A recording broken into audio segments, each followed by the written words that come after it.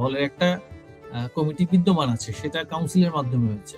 সেটা থাকা অবস্থায় আর এই প্রতিকূল রাজনৈতিক পরিস্থিতিতে নতুন কমিটি আলোচনাটা আমি মনে করি একেবারে সময়ের অপচয়, একেবারেই সময় অপচয়। এবং যারা এগুলো নিয়ে আলোচনা করছেন আমি মনে করি তারা শুধুমাত্র নিজেদেরকে রাজনৈতিকভাবে প্রাসঙ্গিক রাখার জন্য আলোচনাগুলো করছেন।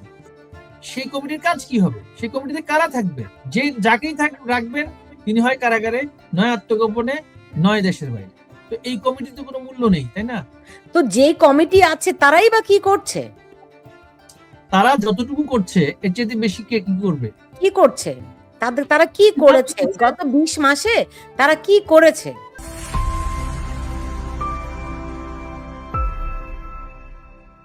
নির্বাচনের আগে থেকেই শোনা যাচ্ছে, মানে আগে থেকেই শোনা যাচ্ছিল যে নির্বাচন হলে পরে আওয়ামী লীগের নেতারা দেশে ফিরবেন।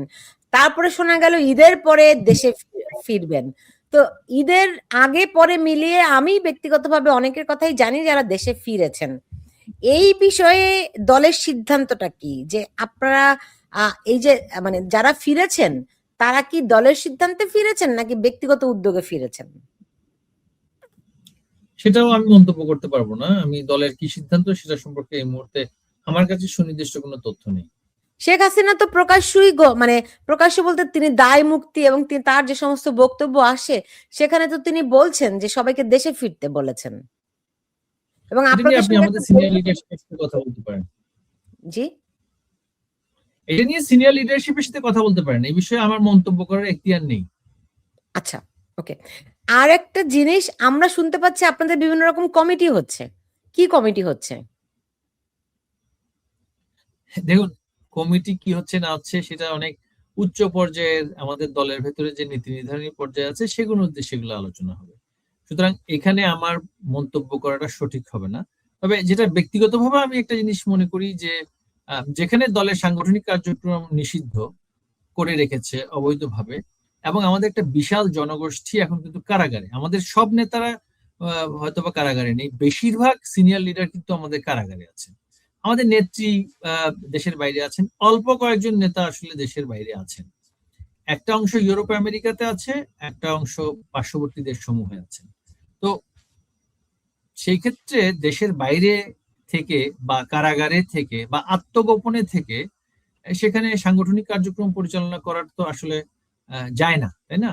তো এমত অবস্থায় আমাদের তো একটা কমিটি আছে, দলের একটা কমিটি বিদ্যমান আছে, সেটা কাউন্সিলের মাধ্যমে হয়েছে।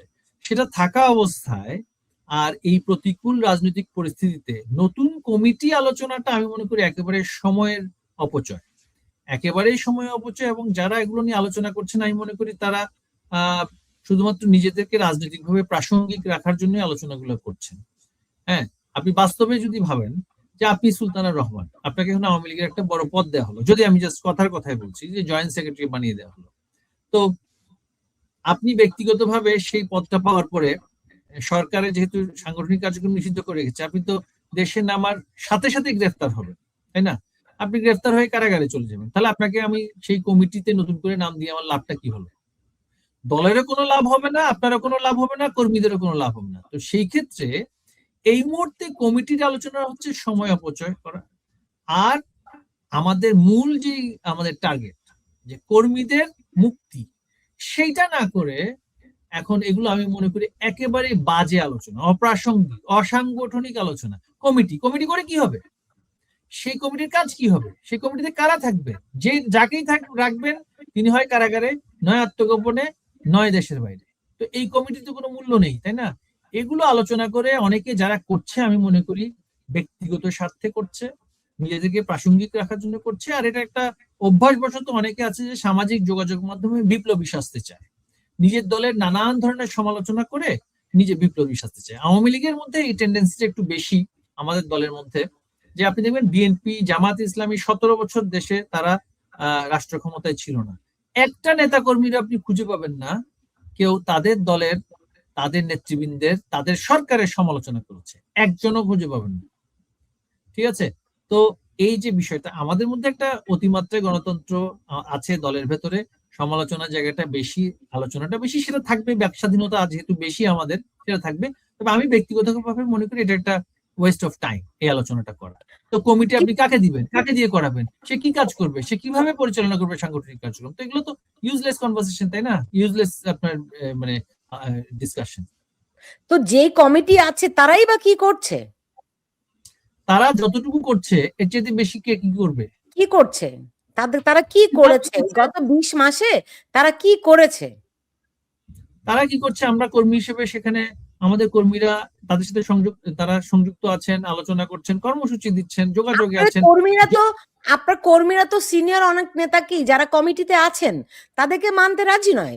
আপনার কর্মীরা যাদেরকে আপনার কাছে কোনো তথ্য আছে? আপনি কোনো সার্ভে করেছেন? আপনি তো এটা বলার মতন কোনো পরিস্থিতিতে নেই। না, আমি কোনো সার্ভে করিনি ঠিকই, কিন্তু যে সমস্ত কমেন্টস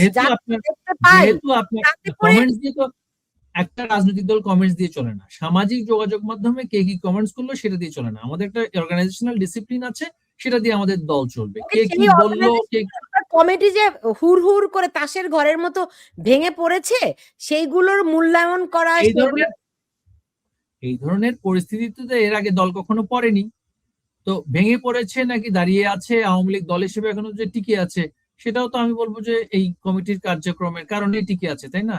এখন বিষয়টা হচ্ছে, আপনি আপনার জায়গা থেকে অনেক কথা বলতে পারেন, আমি দলের সেইভাবে করে যেহেতু পদবিধারী নই, আমি এই বিষয়ে মন্তব্য করতে, আর এই বাজে আলোচনা নিয়ে আমি কোনো মন্তব্য করতে চাই না। ইটস এ টোটালি সেন্সলেস আলোচনা।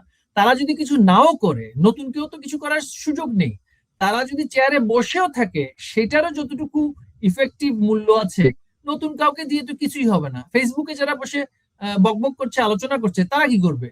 আপনার সাথে আমি বসে এখানে যে অনেক আলোচনা করছি, টক শোতে আলোচনা করছি, এটা দিয়ে আমার কর্মীদের কি লাভ হচ্ছে? আপনি কিছু কথা বলে সেন্সেশন হবে, আপনার দর্শকপ্রিয়তা বাড়বে, আপনার অনুষ্ঠান দেখবে। আবার আমি কিছু কথা বলে আমার নিজের গুরুত্ব বাড়বে, হ্যাঁ, বা আমি নিজেকে খুব জাহির করছি, এটাতে আমার কর্মীরও কিছু লাভ হবে না, দেশেরও কিছু লাভ হবে না। এগুলো হচ্ছে শুধুমাত্র সেন্সেশন। এইটা আপনার কাছে শুধু সেন্সেশন মনে হচ্ছে? আপনাদের কর্মীরা তো আমি যতটুকু বুঝতে পারি তারা দিশেহারা, তাদের কাছে কোনো দিক নির্দেশনা নাই, তারা জানে না কি করবে। তাদের যথাযথভাবে দিক নির্দেশনা পাচ্ছেন, আমাদের সাংগঠনিক কাঠামো থেকে দিক নির্দেশনা পাচ্ছেন। আর যারা সাংগঠনিক দায়িত্বে আছেন, আপনি সেগুলো তাদের সাথে আলোচনা করুন, আমার সাথে করে তো লাভ নেই। জি। তো মানে আমাকে মানে একটু বলুন যে শেখ হাসিনা কেমন আছেন? আমি তো তার সাথে প্রতিদিন যোগাযোগ করছি না, বা তার সাথে আমার দেখা হচ্ছে না, তো সেই বিষয়ে আমি মন্তব্য করতে এই মুহূর্তে রাজি নই। ওকে, আপনাকে আমি বিদায় দিব। তার আগে একটু আমাকে বলুন শেষ আপনাদের কর্মীদের জন্য কিছু বলার আছে কিনা? আমি দলের সাংগঠনিক দায়িত্বপ্রাপ্ত কোনো ব্যক্তি নই। আমি আমার ব্যক্তিগত মতামত দিয়েছি। আমাদের কর্মীরা ঐক্যবদ্ধ আছে, আমাদের দলে একটা সাংগঠনিক কমিটি আছে, যথাসময়ে রাজনৈতিক পরিস্থিতি বিবেচনায় সেগুলো নিয়ে আলোচনা হবে। এখন এই নেতৃত্ব নিয়ে আলোচনা করে কোনো লাভ নেই। নেতৃত্ব কারাগারে, যাকেই দিবেন সেও কারাগারে যাবে। এখন সকলেই নেতা হতে হবে, সকলকেই কাজ করতে হবে, সবাই স্বেচ্ছাসেবক। এখন শুধুমাত্র ওই যে ঠকবাজতে গা উজাড়, এর বিরুদ্ধে বললাম, ওর বিরুদ্ধে বললাম, এই নেতৃত্ব চেঞ্জ, ওই নেতৃত্ব চেঞ্জ, এরে সেক্রেটারি করো, ওরে প্রেসিডেন্ট করো, এই সমস্ত আলোচনায় সময় নষ্ট না করে আমরা জনগণের সাথে সম্পৃক্ততা বাড়াবো। আমরা আমাদের সাংগঠনিক কার্যক্রমের ক্ষেত্রে আমাদের নিজেদের মধ্যে ঐক্য তৈরি করব, সাংগঠনিক কাঠামোটাতে জোর দেব।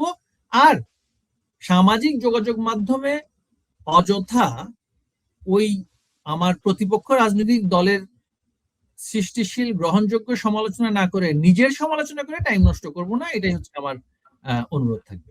জি, মহিবুল হাসান চৌধুরী নওফেল, আপনাকে অনেক ধন্যবাদ জানাচ্ছি আমার সঙ্গে আজকে যুক্ত হওয়ার জন্য। আপনি ভালো থাকুন। ধন্যবাদ।